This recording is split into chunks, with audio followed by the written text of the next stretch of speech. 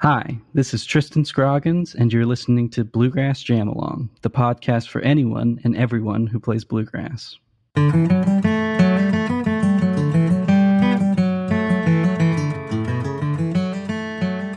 Hey everybody, well after that intro I don't think there's any surprises as to what's coming in this episode. Yep, I've got an interview with Tristan Scroggins for you. It was a pleasure talking to Tristan, such a great conversation, such a generous person with his time and his insights, and I had such a good time recording this, and I hope you enjoy listening to it.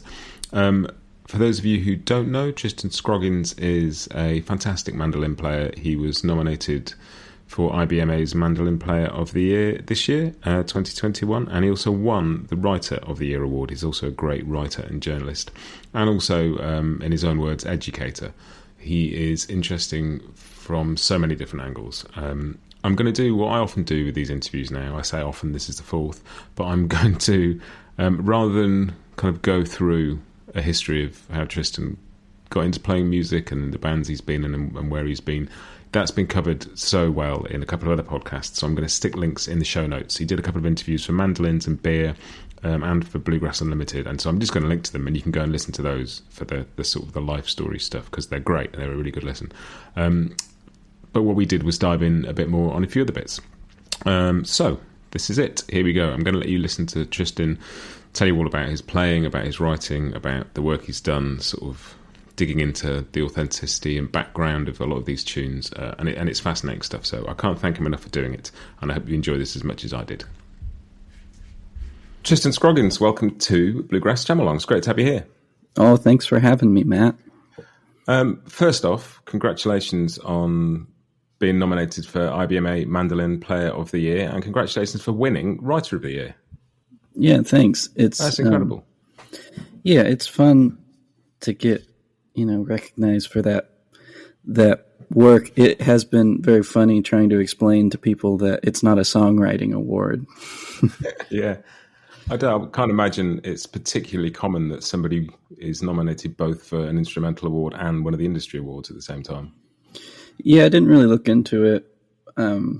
There's definitely been people that have won both of them, especially there's a mentor award, and so that's often going to artists like I can't remember who won this year, but a couple of years ago I know Darren Aldridge won. But anyway, there's definitely some crossover, but it was fun being nominated in both categories. Yeah, and I think it's a really interesting sort of starting point to chat about the breadth of stuff that you do, because not only are you a wonderful instrumentalist and a great writer of songs, but also kind of a writer of words and something of a historian as well. The amount of kind of archiving and cataloguing and just digging into the history of bluegrass and what makes it tick and where it came from, I think is really fascinating. You seem to sort of straddle the line between traditionalist and progressive with total ease, like rather than being one or the other, you're both at the same time all the time. Yeah, I was thinking about it the other day when I won that award, actually, because one of the people who helped me get started with writing was John Weisberger. And John used to have a program on Sirius satellite radio with Del McCurry. I can't remember exactly. It was called something like Del's Picks or something. And it was him and Del McCurry listening to a lot of new or old music and just sort of talking about it. And I remember John played a song from an album that I was on. It was my dad's band, Jeff Scroggins in Colorado. He played a song from one of our albums and said that I was a great traditional mandolin player, and I had never thought of myself that way because I'd grown up mostly listening to more progressive stuff, I guess. I mean, I was a huge Sam Bush fan. I listened to Bela Fleck all the time and was really into like Strength in Numbers and all that stuff. But I was playing in a bluegrass band, so I had spent a lot of time learning how to sound like a bluegrass mandolin player, and nobody had ever commented on that, and it really made me sort of think about it. And I realized that I'd spent a long time working on traditional mandolin stuff, and it sort of inspired me to work on it a little bit more. I think I was always going to say is that there's a really interesting conversation to be had about how progressive you can be if you don't know what you're progressing from in the first place anyway. Sure.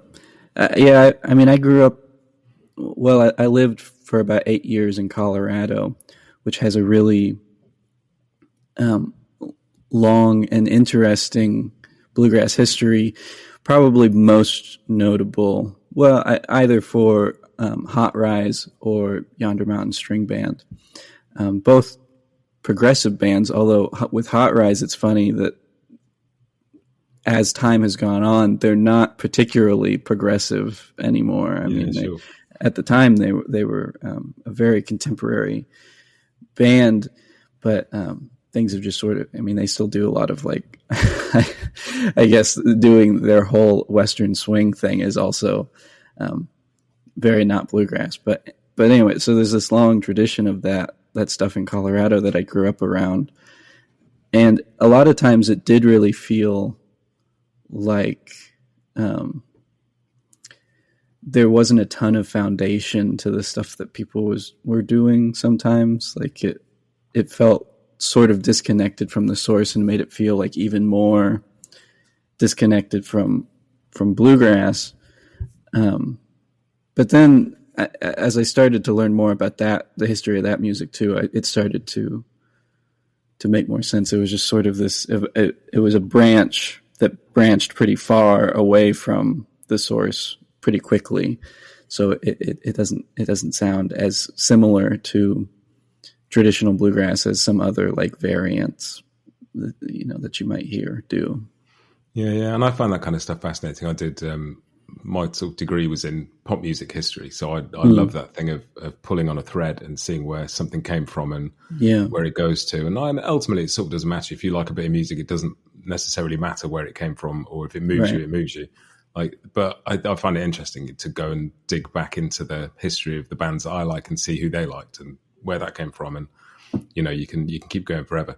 And this is maybe something that's particularly pertinent to me because I grew up outside of the States, outside of the tradition of bluegrass. It's not something I grew up with. And I wonder, it is something you grew up with. There's a brilliant quote I read that you said something like, I think by the time I turned 8, I've been listening to him play banjo for 8 years and 9 months.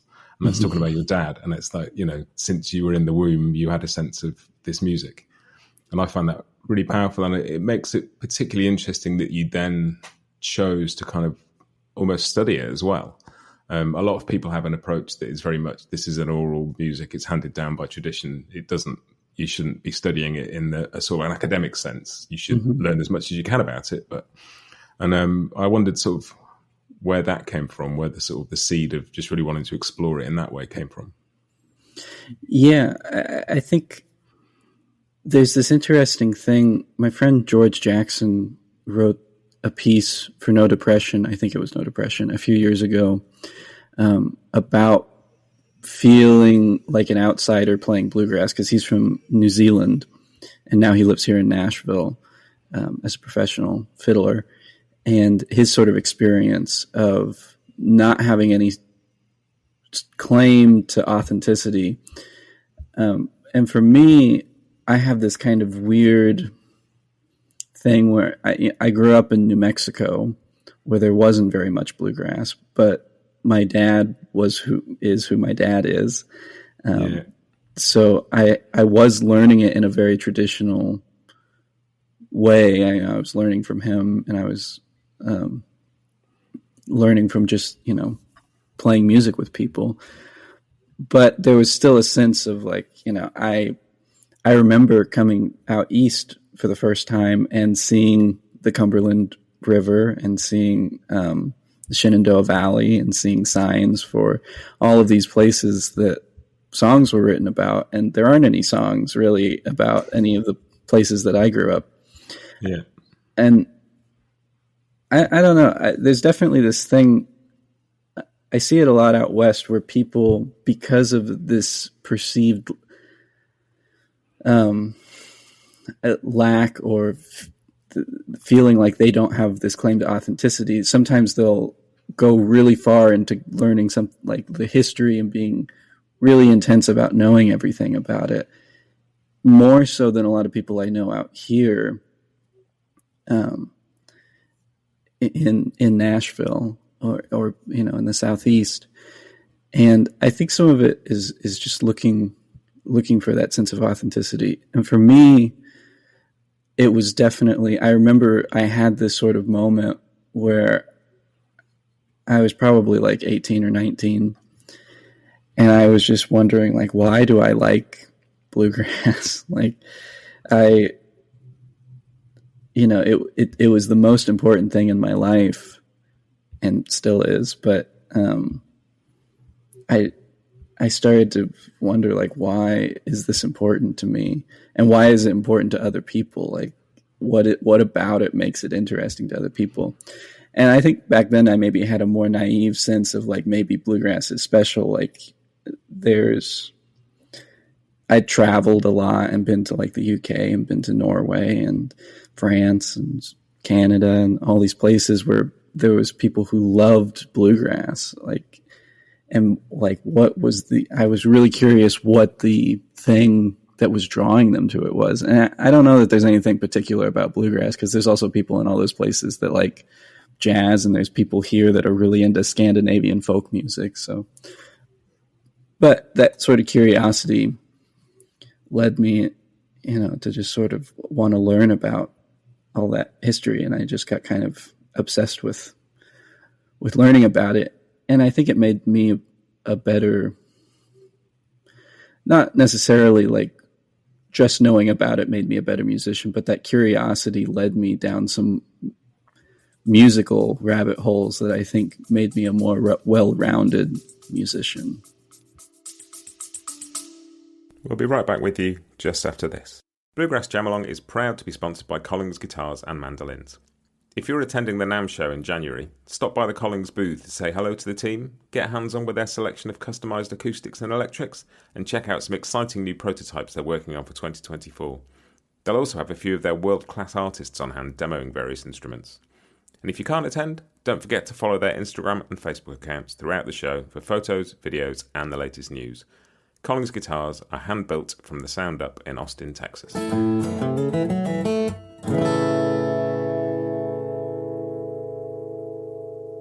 This episode is also brought to you by Peghead Nation, the home of roots music instruction. If one of your 2024 resolutions is to improve as a musician, Peghead Nation is the place to go. They have 65 streaming video courses for guitar, mandolin, banjo, fiddle, dobro, bass and ukulele from some of the leading names in acoustic music. Courses cover bluegrass, old time, Irish music and swing, plus lessons dedicated to improvisation, theory and ear training. Your first course is just $20 a month, and you can add more for $10. Try any course free for a month with the promo code JAMALONG. Make 2024 a year of more music at pegheadnation.com.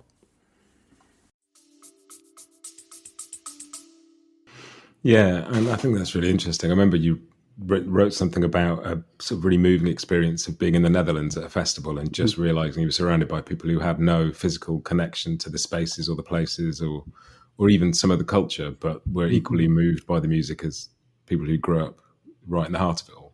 Yeah. And it's a bit, I think sometimes music can be like a sort of like a city without boundaries. And like, I live in London, but I wasn't born here and I wasn't brought up here. But you move to London and you live in London for a while and you become a Londoner. You just sort of, that sort of authenticity thing isn't a thing. You don't have to have been born here to be considered a Londoner. And I guess a city like New York's probably the same. After a while, you just become a New Yorker. And I think that's one of the beautiful things about bluegrass. Like, I'm, thousands of miles and a lot of different culture away from being part of it. And yet through playing it with people and listening to it and doing this podcast, I feel like I'm in some way part of that family or that sort of city of music. And I think bluegrass has that in maybe a way that jazz or something like that doesn't, because it does have a sort of spiritual homeland in a very strong way, and the songs are written about the places and the landscapes and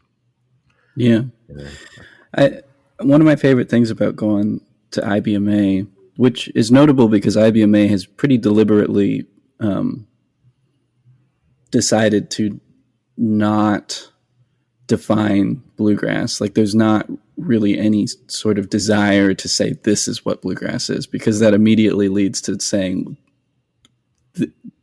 it inherently excludes things. Yeah. But going to IBMA or EWAB back when that was a thing was is really interesting because everybody there loves bluegrass, but it means something different to every single person there. Like, bluegrass is not the same to everybody there, but they all love it and are connected by this very intangible idea of being connected to something. And I do think that bluegrass is very unique as far as musical genres go in that sense. And then there's definitely a weird thing with genre.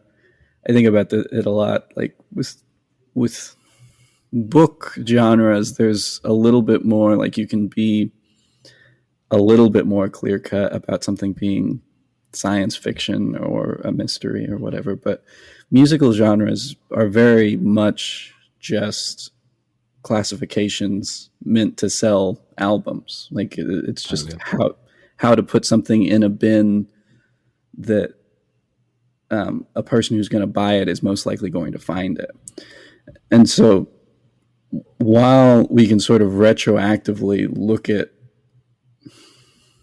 a time period of bluegrass and define it based on that, it again with John Weisberger, I'm going to sort of misquote him because I can't remember exactly, but his sort of idea about it is that if it's music that was performed with the intent of being bluegrass, was sold with the intent of being bluegrass, and bought as bluegrass, then it is bluegrass. Like, it is all sort of based on this collective idea of what it is. To put an inherent marker on what makes something bluegrass or not, it doesn't work, because immediately it turns into, well, it has to sound like this, but then you have things like those albums of Bill Monroe and Doc Watson playing together that don't really fit that mold, or a lot of Doc Watson stuff that, like, not everything he did was bluegrass necessarily, but a lot of it was, but a lot of it didn't, broke a lot of the rules that people would ascribe to bluegrass and things like that. Yeah, totally. And I spent years working in record shops and like bookshops back in the day, and it is exactly what you say. It's marketing. Like, genres are marketing. They don't tell you what's going to be in the thing when you open it. And with a book, you do get instances where people will slap a different cover on a book and sell it as an adult version or a young adult version, like a teen book or like the Harry Potter books or Philip Pullman or whatever. But yeah, like music, I remember we'd be there sort of debating for hours. Do we put Steve Earle in country or rock? Like, where do we put him? And I remember going to see him, years ago, and him saying, I'd love coming to the UK because nobody cares really what my music is. They just like it or they don't. And, said back home, people can get a little bit obsessed with whether I'm country or not. He said, it doesn't really matter, I mean, Steve Earle never said anything quite that gently, but, that's a good point. You end up with an R.E.M. album that says on the spine, "File Underwater," because they were just like, we're not going to tell you where to put this. Yeah. Yeah. And I think that I could go on a pretty long tangent about my sort of ideas about this, but I do think that bluegrass changed in the 60s and 70s around what some people would call the third generation, other people would call the second, where you started getting a lot of, for lack of a better word, maybe outsiders, like people not in that tradition hearing the music. A lot of like middle class, northern and western, like college age kids, finding it through the folk revival. And a couple of things happened all at once, I think. One of them being that all these new bands started forming, and it was the first time really that you could be exposed to bluegrass without hearing the first generation source for a lot of the material. Like you were hearing people professionally perform covers of the music. And that changes how, you're hearing their interpretation of something. And so that immediately is going to cause a lot of growth and change in the music. And in addition to that, it became this sort of, there was a lot of people trying to like fit into this idea, or like being intrigued by the culture and sort of adapting to it. And so I wasn't there back then, so it's like talking about it feels weird, but I can talk about like now growing to bluegrass festivals in California or Washington State, where, there's all these people who grew up out there playing bluegrass, but they wear flannel shirts and speak in like sort of vague Southern accents and are really intense about stuff. And in a lot of ways, it feels very similar to like a Star Trek convention or something. Like it's because there's sort of this idolizing of this idea of what this is, and sort of wanting to cosplay and be a part of it. And in other countries, I have this book somewhere about country music in the UK, and I guess even with my experience, like playing in Germany and stuff, like I played, or France, I played at this festival in France, and there was all these people who were really into line dancing and just would line dance to anything. And like, it was very, very strange being like in the French countryside, surrounded by very French people dressed up as cowboys and selling like Confederate flag merch, which is its whole own thing, and dancing, like line dancing to acoustic covers of AC/DC songs.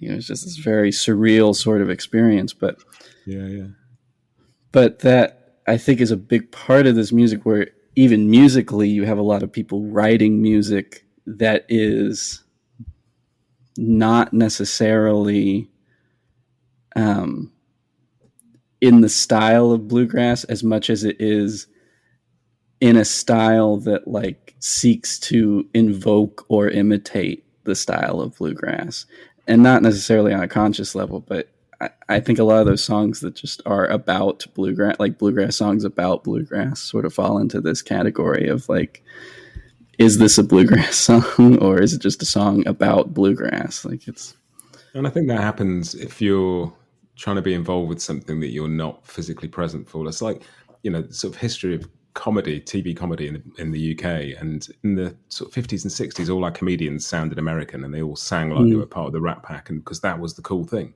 And then, everything on TV was basically trying to be American. And then the Beatles came along, who were just being the Beatles, who were just as northern and as British and couldn't have come from anywhere else than they did. And it was sort of a bit of a shock, because you still have Mick Jagger trying to sound like he was from wherever Mick Jagger sounds like he's from. I don't even know if Mick Jagger knows, but he was here last night, actually. There's videos of him walking around on Broadway because the Stones they're on played. tour at the moment, aren't they? Yeah. And that's, that's a whole, in a way, sort of like a version of cultural appropriation in a sense, And it's just, I think there's that. I think you said something earlier on actually about it's that desire to belong to something, but your idea of it can be very different from the reality of it. A lot of people who get into Americana in the UK have a certain sense of it that it's probably about 30% of what it actually is. Yeah.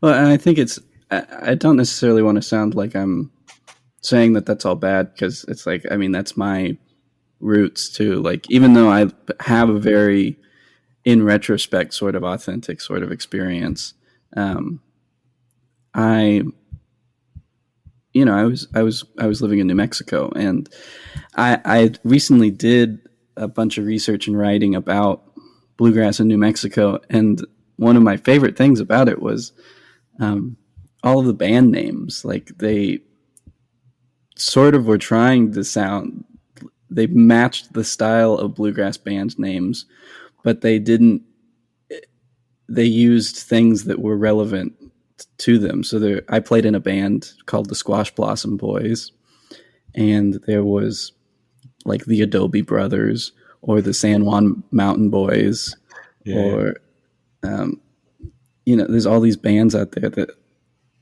I think that sort of captures the spirit of both of those things. It's like, well, we're doing this thing, but we're doing it here. Like none of the people in New Mexico were trying to like be Southern exactly. And I think that I don't know. I think that I really love people all over playing bluegrass, and but I do think it gets sort of weird for me when I think that sometimes people get in this space of like having to define what bluegrass is so that they can like make these claims, and that's not very helpful actually. So I try to avoid that. And I think that's really interesting because authenticity is sort of two things, isn't it? And one is authenticity of stylistically the music you're playing, but also being authentically yourself while you play it. Because part of the journey of being a musician is to learn to be, I had a bit of a chat about this on the podcast last week about Punch Brothers recording Church Street Blues. Mm-hmm. And Punch Brothers can only be like, the reason they are brilliant is because they fully explore who they are. Yeah. And a lot of people don't like it, and that's fine, but they can't do anything else. That's their job as artists, is to be the most fully realized version of themselves doing whatever they do. And if they take a certain bit of source material that was a cover anyway, there's nothing wrong with that. And whether you like it or not is entirely different. And so it's not like air quotes authentic in terms of it doesn't sound like Norman Blake. And it sort of does as well. And that's okay. I think that's a great example. And I love that version, partly because I do actually enjoy it, but I also love how upset it makes people. Yeah. But I talked to Chris Eldridge about it, and he was saying that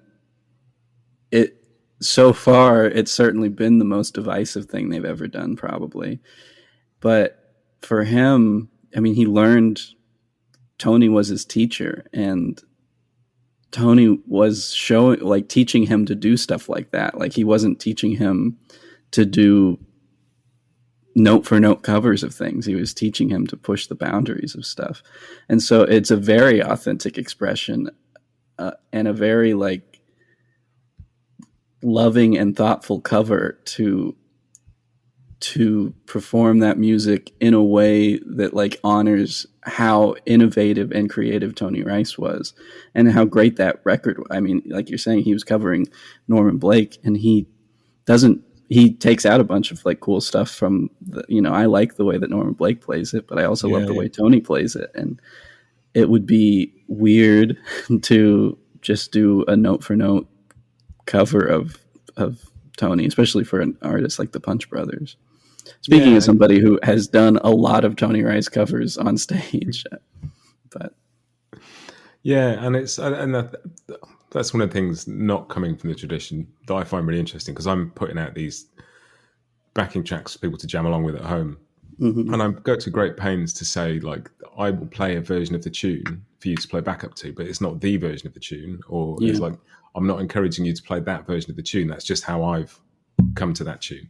You can play any version you like over my backing chords, but that I think maybe I slightly naively thought, because I talked to Bryan Sutton on the podcast recently, and he said, like, you get 100 guitar players, you're going to get 100 versions of Whiskey Before Breakfast, and I sort of thought, well, maybe there aren't, like, what is the authentic version of these tunes? But this is sort of how I ended up kind of reading a bit more about you, because I saw that you'd put out this book of mandolin transcriptions and had sort of gone through sort of looking for the source of the tunes as well, not just variations and here's how to play it, but here's where it came from.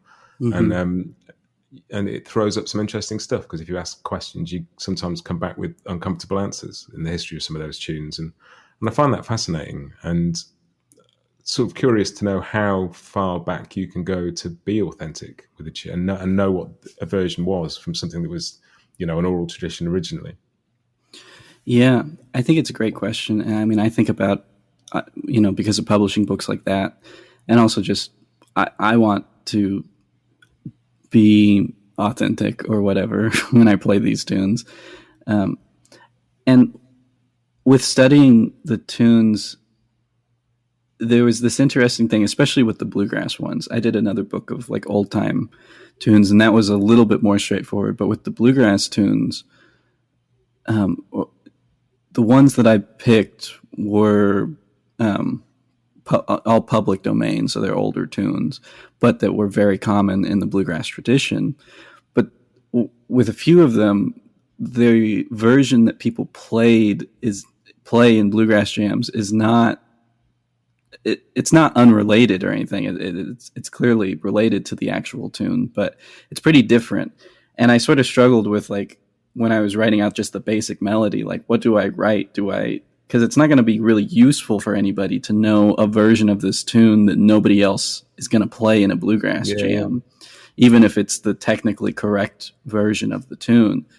So there was a few where I definitely took more liberty in writing out, like, this is the version, this is the melody that is most likely going to be played in a jam, but then explaining that it has a slightly different history, and part of that, I think that's part of my job as like an educator, is to be a curator and to help students, because I have a lot of experience thinking about this, playing in jams, playing with other people, and I have a lot of experience to be able to look at a version and say, like, yes, this is something that people are going to actually be able to play along with. But part of the reason I wanted to do that was because I have a lot of tune books, and they don't all necessarily do that, and it can be hard to, especially because I'm interested in old time music, and if you start hanging out with old time people who are really interested in the source material of things, and you start playing a tune and you realize, like, oh, maybe I don't actually know this tune. It's one of those things that I found immediately baffling when I started learning tunes. Was you go to 3 tune books and there's 3 different versions of the tune, and you sort of said that it was slightly easier with old time music to find the authentic versions of it. And is that because old time music is a bit more like Scots Irish music, where everybody just plays the tune and there's not so much improvisation, so you haven't had people take it as far away from the original? Yeah, I think that's probably true. Because, for example, the tune Beaumont Rag, it's a fiddle tune. It's a Texas style fiddle tune, and it's in the key of F. It's supposed to be in the key of F, because it's a rag, and a lot of rags are in the key of F. But Doc Watson recorded a version of it that's much more popular with bluegrass people than any particular Texas style version. He plays it in D. If I had to guess, because it lays out well in D, and if you were going to play it on the guitar in F, you could just capo 3 and play out of D position.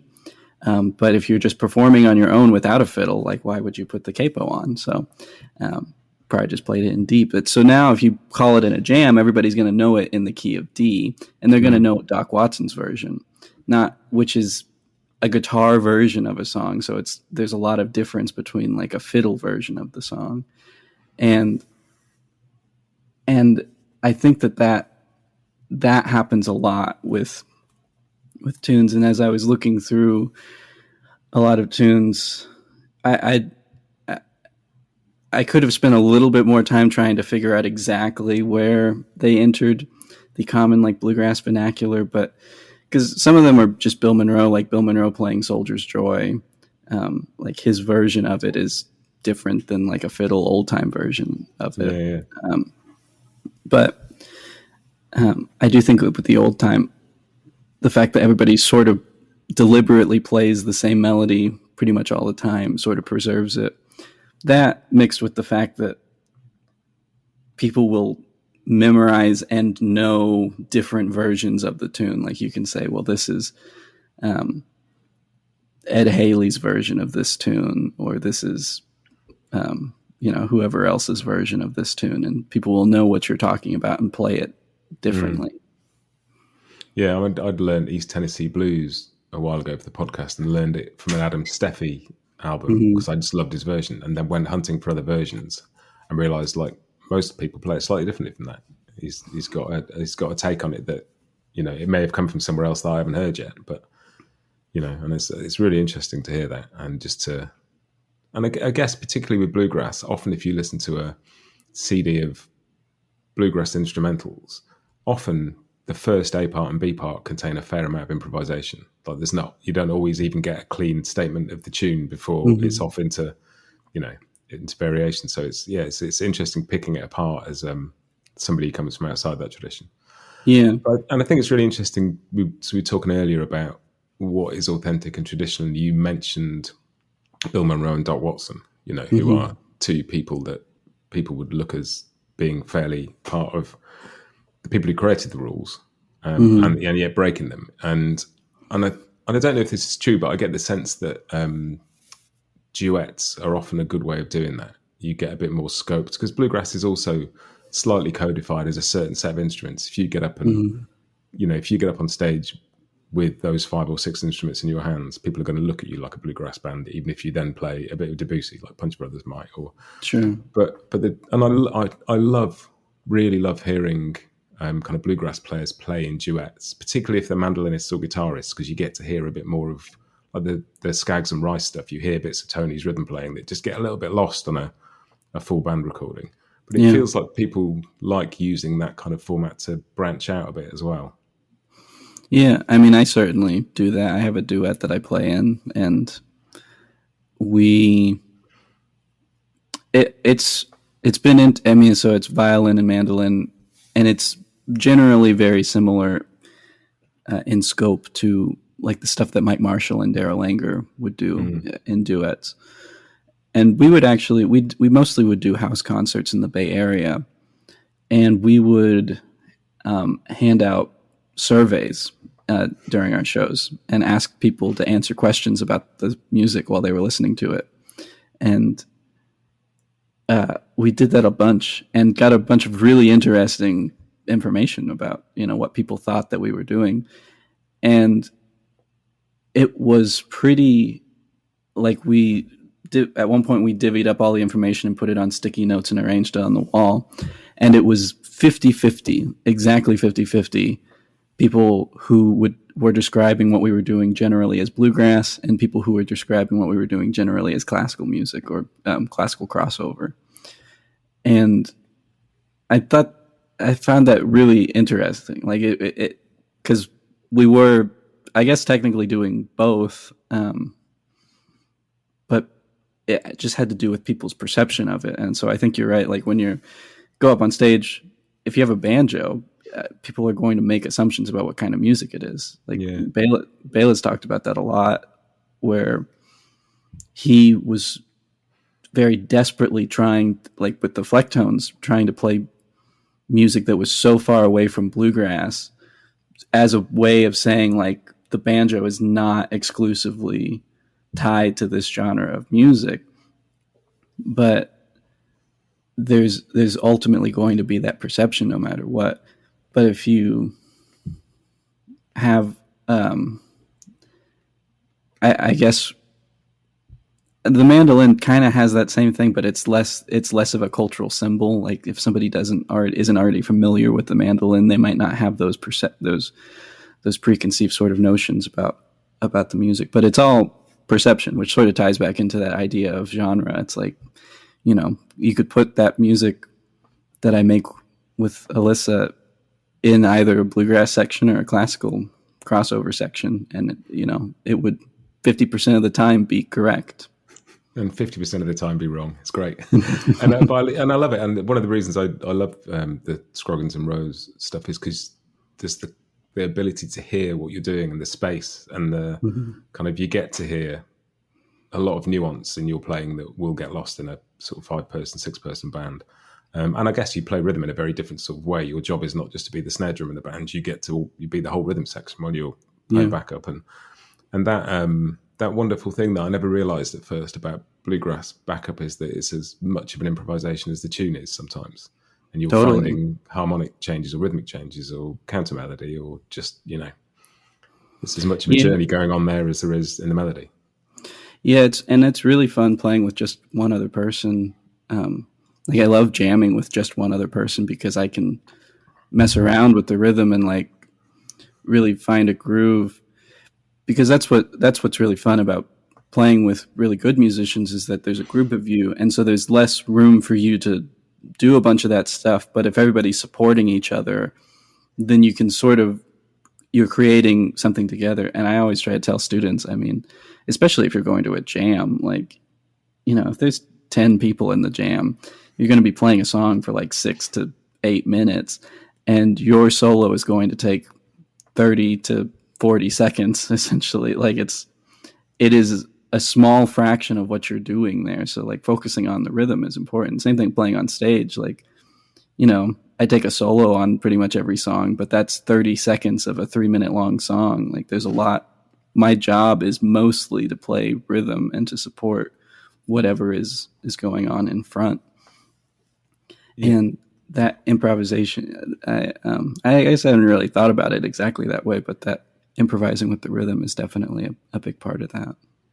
And that whole thing is essentially how this podcast started. I sort of realised that I could learn tunes and I could learn to improvise, but most of the time at a jam, I wasn't going to be doing that. But there weren't any backing tracks out there that just played the melody so you could play rhythm, or there were, but they were part of more of a jam sort of format. And so somebody else was also playing the rhythm in there. And so I thought it'd be pretty neat just to release some tracks where I just play the tune and then any other instrument could work on backup. But I essentially made them for myself because I wanted that and couldn't find it anywhere. And it's amazing how much people still spend 95, they flip it around, spend 95% of their time working on playing lead and improvising 5% of their time on playing rhythm. And I'm a good rhythm player. I remember sort of hearing people talk a lot when Tony Rice died about people talked about all facets of his playing, but the amount of people who mentioned his rhythm playing first and foremost as the thing that, just that he lifted everybody else on stage around him. And that's a really nice thing to hear. It's I remember the first time I noticed, I guess, being in a jam where with somebody who made everybody else play better, like by being in that jam. I had kind of taken it a little bit for granted because I was always around my dad, who's a great musician, and we played in, we had great people in that band that we played in. Greg Blake was in the band from the beginning, and he's a great rhythm guitar player. And so I had always kind of taken that for granted. I mean, I was part of what I learned when I was learning bluegrass was like, you can't be messing around when you're playing rhythm. Like, you need to support other people. But I remember like when I started to realize that in jams, and like that's what I want to be as a musician, is like I want to be somebody who makes other people play better, because that also makes people want to play with you, for one thing. If you make other people sound better, people are going to want to play with you more. And it's hard to do that in a like a big like sort of public bluegrass jam, just because there's so many people, and it's really hard for the rhythm to lock in when there's so many people. But when I would go to jams as a little kid, we would drive an hour every week and go to this jam in Santa Fe, and there'd be like 30 people there. So it would take a very long time to get through a song. And I would just practice different inversions of the chords, because I was playing the same 3 chords for like 20 minutes. So I would just practice different inversions of the chords, sort of like work on being able to still contribute to the sound of what was going on, but like also keep myself sort of entertained by trying to learn something new in that time. Yeah, and those kind of jam sessions, it's one of the things that I end up always returning to in these kind of conversations is just the idea that music is a conversation. And in a duet, you can have a full-on conversation with one other person where your thoughts flow in and out of each other and around each other, and you sort of say stuff to work out if it sounds right and you mean it or not. But in a more sort of in a bigger, busier situation, it's hard. And then people get their 30 seconds to play their couple of choruses or whatever, and they want to tell you all the things they know in one go, because they're not going to get a chance to do it again for 10 minutes. And being able to be restrained and supportive as a musician in those sort of circumstances is a proper skill, isn't it? Yeah. Well, and I think one of the things that I actually started to realize that with was when I was learning how to dance. Like I do like clogging and stuff, and I learned from like Mark Schatz played bass with my dad's band for a long time, and so Mark would show me stuff between gigs and stuff. And his wife Eileen, who passed away a couple of years ago, she's a really important person in the history of clogging and like percussive dance preservation here in the States. And she was actually the one who taught John Hartford, like sort of worked with him to develop that step that he would do.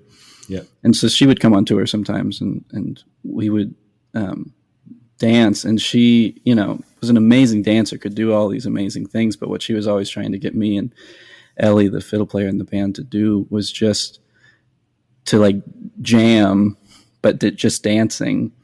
And we wanted to do all of the like fancy moves that we were learning, but she was trying to get us to just do a basic, just a little shuffle pattern, so that, if somebody was going to do something cool, that you could hear it and that they felt supported while they were doing it. Because if everybody's doing a bunch of random stuff, it doesn't sound very good. There's too much information. And so being in a jam is actually the same way, where you have a whole bunch of people, or even just 5 people, like just a bluegrass, just a band jamming.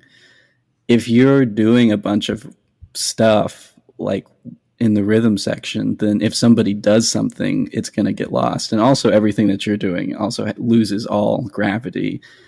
It's so much more powerful to have that restraint, to just be doing like the basic job of like keeping things together and supporting people when they do their one cool thing, and then you do one cool thing. You just do it once. It's way more powerful than like just doing everything, And the same thing with playing the melody to something too. Like you could do like a crazy solo or something, but it's a lot more powerful to mostly just play the melody and have like one little thing that makes it cool and interesting. Yeah. And it's hard to have that restraint in a music that so greatly puts value on virtuosity and, being able to do these really impressive things. Yeah. I mean, I think I probably got a useful start with that as a musician, because I started as a drummer. And like, if you're doing all the stuff you can do all the time as a drummer, nobody's ever going to hire you. Nobody's going to want to play with you. And so you learn to just sort of to do a certain thing. And at the same time, I was sort of playing percussion in orchestras. And you might not have anything to do till the third movement. Like being a percussionist in an orchestra is largely counting. And, but then when you get to do something, it sounds great because you add a bit of spice and a bit of color to this thing that sounds really cool already. And there's a lot of pleasure to be had in that. But it's one of the first things that goes out the window when the adrenaline goes and you get excited and just want to tell. It's a bit like a conversation where you want to tell somebody all the things that you're thinking in one go, and nobody wants to hear all the things you're thinking in one go. Yeah. Well, and in that duet with Alyssa, with the most recent record we did, we had Wes Corbett produce it, because Wes has it. He grew up playing classical piano, so he sort of knows that world. And he's done a bunch of bluegrass stuff. He's the banjo player for the Sam Bush Band now, but he had just he himself had done a duo record with a great hammer dulcimer player named Simon Chrisman, and he was really helpful in getting us to use space like a third member of the band. Like you were saying, like I'm not just chopping the whole time. Yeah. I have to fill out a bunch of the other information, and when I'm playing the lead, Alyssa has to fill out a lot of the information, and we're both doing like very complicated stuff to fill out the rest of that information. But we figured out that you don't have to do that all the time. It doesn't have to be complicated all the time. Like you can, in that situation, use silence as a very like important piece of the music. And it's hard to do that. Like it's very counterintuitive. Like your whole job is making noise. So actively not making noise is sort of, it's just a different skill to develop. And Wes was really helpful with putting that in there. It's really interesting to hear you say that, because I was listening to the album this weekend in the car and just sort of thought, like not that I necessarily have the chops to do it, but as a guitar player, it'd be a great album to play along with, because there's space, there's room to, almost play along with an album, which is quite a rare thing. And it's that sort of Miles Davis versus John Coltrane thing, isn't it? If you've got one guy playing 3 notes over the space of about 6 bars and they all sound amazing, and the other guy's playing this whole bluster of scales, which also sounds amazing. But that whole Miles Davis thing of just giving you room to make some decisions about what the notes mean can be really beautiful. Yeah. Yeah, my dad would always, as a banjo player, my dad would always practice to Manzanita, because there's no banjo on Manzanita. So he would just practice by playing along with Manzanita. I mean, that's pretty good workout, right? I mean, yeah. Yeah, I think it'd be interesting to have.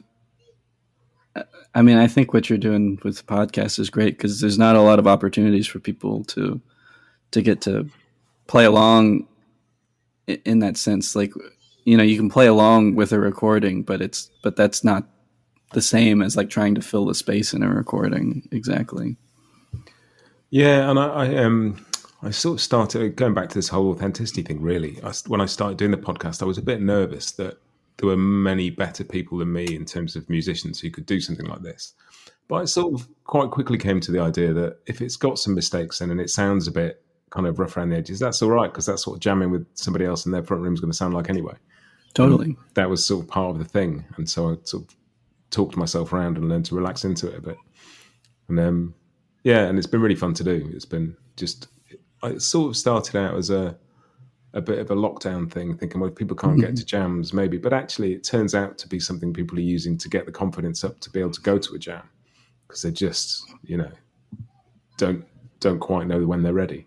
And you never feel ready. You just got to go and get on with it. But totally, it's been really nice to hear that.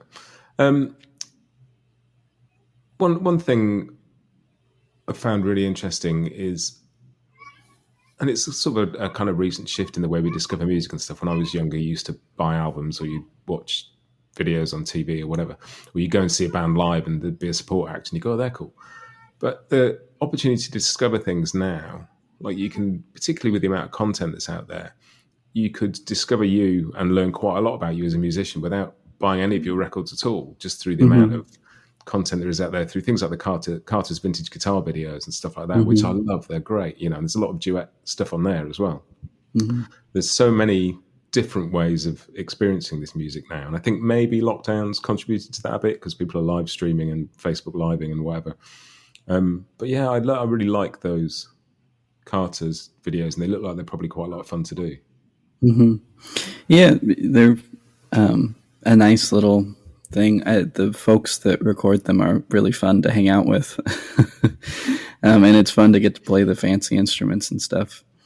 And the ones that I've done, like I did a few with Molly Tuttle, and those were really fun. It was fun. We used we played a bunch of music together and stuff, and so it was fun to get to record some of that.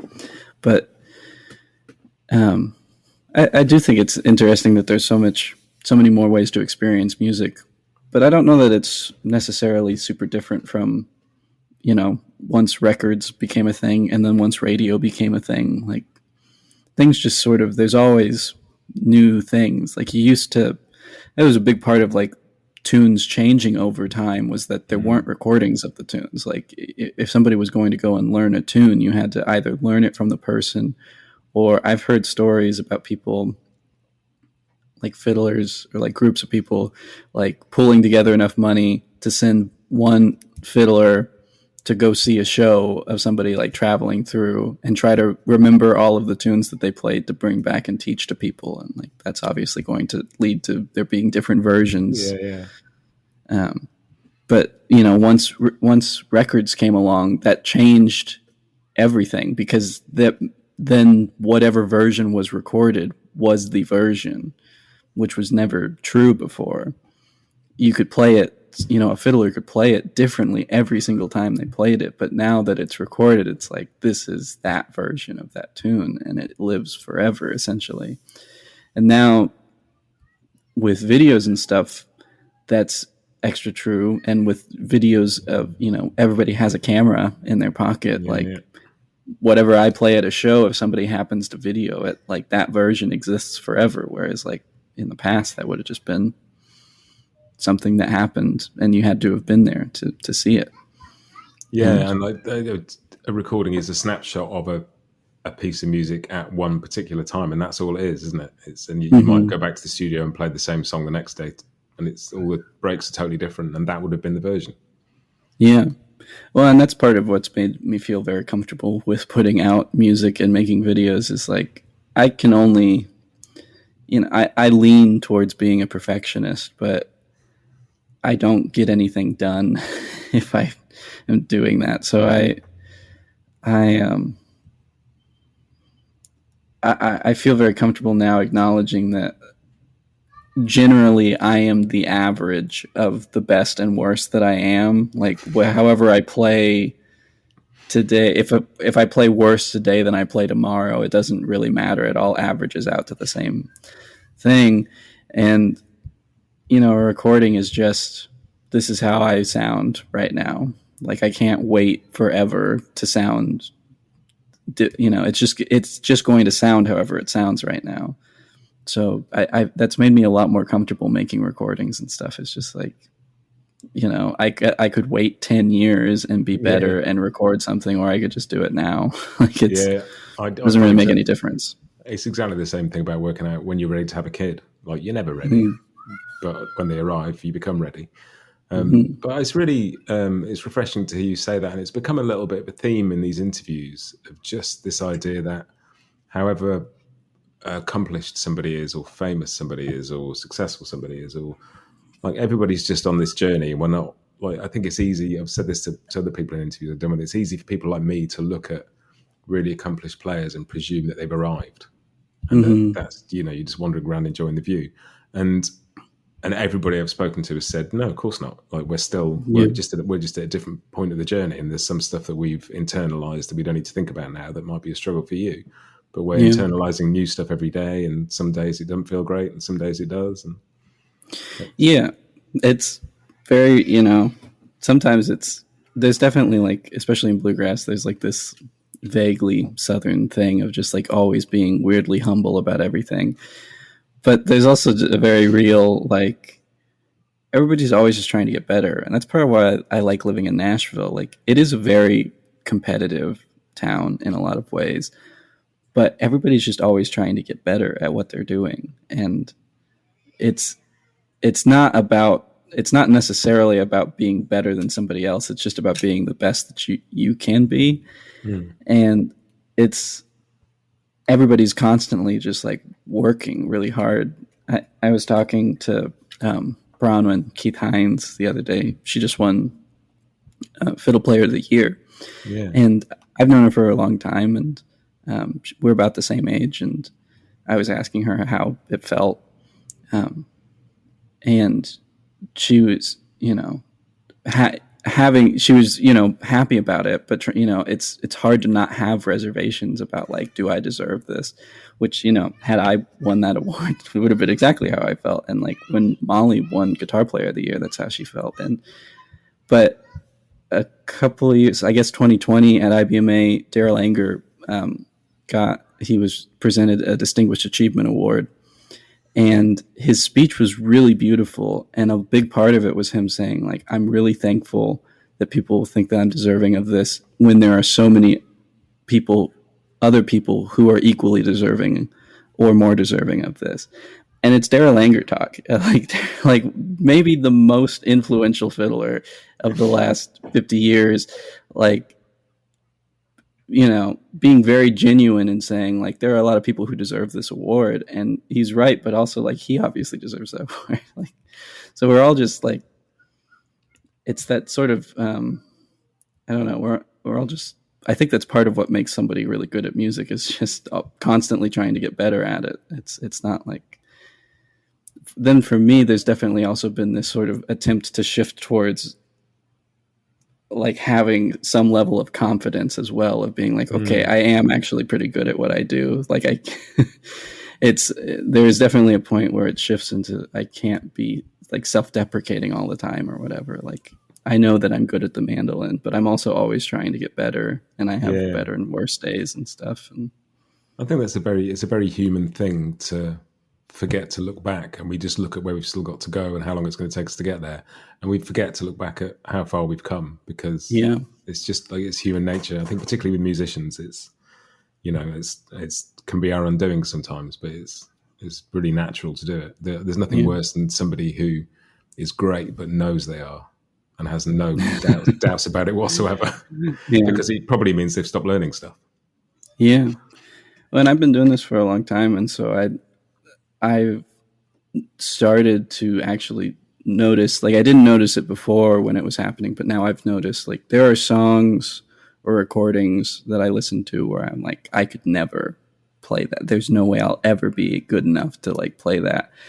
And I would listen to when I was younger, and I listen to now, and I think that. But there are ones that I listen to now and realize like, oh, I could play that. Like, you know, it would be possible for me to learn that. Like, whereas it wasn't even conceivable for me to be able to play that at a certain point in time. So that's been a benchmark for me, is like looking at things that I that I had wanted to learn, and now have now I can. Yeah, that's great. We're sort of getting towards wrapping things up time. What have you got coming up that you want to share with us? We've talked a bit about the tune books, and we've talked about kind of duet work, but I know you've got a new album coming out any day now. Yeah, and that's another, it's very much a snapshot thing of, it's a solo tenor banjo record, which I think is very funny to have made. But I've always loved the banjo more than the mandolin, probably. Like I really like the banjo, but I'm too lazy to actually learn how to play the banjo for real. So I really like playing the tenor banjo because it's tuned the same as a mandolin. And somebody sent me one towards the beginning of the lockdown, and so I was just sort of playing it all year. And I had like worked up some arrangements and stuff for it, and I just sort of realized like, oh, I could just record these. This would be nice. Like, I like how these sound, and it's sort of a nice little snapshot of like what I was doing. And it's all solo, so it's also very much like my experience of just playing these tunes alone in my apartment, for a bunch of months. And so it's fun. It's definitely something like like I don't know what bin you would put it in genre wise. Like, it's not really, you know, it's a solo tenor banjo album. It's not a bluegrass record, but I'm playing the instrument like a bluegrass mandolin player would play tenor banjo. And it's just pretty, it's just stuff I like. It's just music that I'm into. So when you get the physical copies pressed, you'll kind of obviously write on the side, file under solo tenor banjo, brackets, played like a mandolin player would play it. Yeah. That's the section it goes in. Yeah, exactly. Great. So when's that due out? When can we hear that? Friday, October 15th. So excellent. That's this week. That's this week. Yeah. So that's like my main thing right now. I'm doing some shows with Alyssa in our duet, and I think some of them are going to be live streamed at the end of the month. I'm not positive about that, but we're always doing stuff and making videos and stuff, so it's fun to follow along with. And I don't know. I'm going into the winter. I'm excited to start working on some new ideas and stuff for next year. You know, I'm playing a bunch with Missy Raines next year. We're coming over to Europe supposedly, so assuming that works out. That'd be cool. Great. And kind of one last question, just because I've read so much of the stuff you've written about kind of researching tunes and authenticity and history, and just being fascinated by what bluegrass is and where it comes from and what it means. Is there a book or two books that you would recommend people to go out and buy if they want to dig into this stuff further? Is there a great read out there that you'd recommend to us? Well, it's a good question. And it's actually something I've thought about a lot recently. I just did this panel about the future of bluegrass scholarship and like academia. And one of the things we talked about is having things to recommend to people, because there's lots of great books. I have a lot of books here on my shelf. But I don't always recommend all of them because a lot of them need context. I mean, the classic is just Neil Rosenberg's Bluegrass. Yeah, sure. But, it's a long book that you learn a lot about the history, but it won't necessarily... It's not super relevant. I am, in a loose plug, theoretically working on some like sort of updated, sort of more accessible history things that will be available at some point. Cool. Let me look at my shelf and see if I can see one, if there's one I'm forgetting. Well, the Bluegrass Reader is fun. It's a collection of essays compiled by Thomas Goldsmith, which I think that's maybe a little bit more fun. And I would recommend actually Toy Heart, which is a podcast that Tom Power did the interviews for the Bluegrass Situation. Tom's a really great interviewer and a secret bluegrass fanatic, and so his interviews are really great, and he covers a lot of ground in the first season. This is the second season I haven't listened to, but it's really cool. So I'd recommend that probably. Yeah, great. I'll stick a link to that in the show notes then. Brilliant. I can't thank you enough for doing this. It's been really enjoyable chatting to you about this, and I've learned a lot, and I imagine that everybody who's going to listen to this will feel the same. So thank you so much for coming on the show. Oh, well, likewise. I had a really great time talking.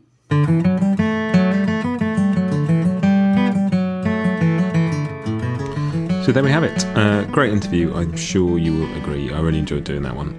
I will pop links in the show notes to all the bits and pieces we chatted about, so you can go off and find those interviews and the book and the podcast and all that. And do go and listen to Tristan's new tenor banjo album, as well as all the other bits and pieces. I particularly love the latest Scroggins and Rose release. Go and check that out. There's some great tracks on there. And I will be back as always with more tunes next week, and another Food for Thought episode on Fridays. But in the meantime, have a great time and happy picking. Bluegrass Jam Along is proud to be sponsored by Collings Guitars and Mandolins, making some of the finest guitars and mandolins in the world since the 1970s. Visit collingsguitars.com and find out why.